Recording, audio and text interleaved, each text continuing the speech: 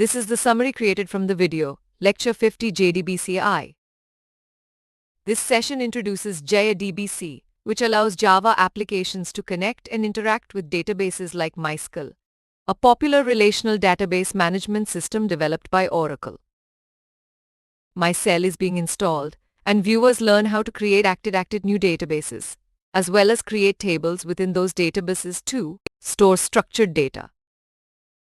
The process of creating a table in SQL is explained, including defining the table name, columns, data types, primary keys, and other constraints using the createTable command.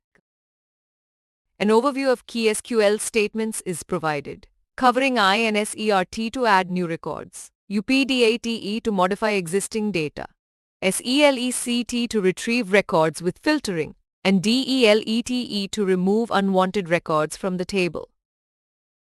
The importance of regularly backing up MySQL data is emphasized to prevent loss from corruption or hardware failure, with recommendations for storing backups on separate drives and maintaining multiple backup copies.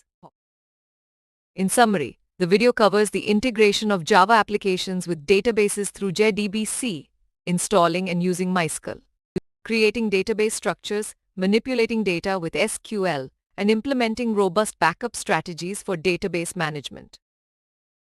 Please stay tuned for more summary videos.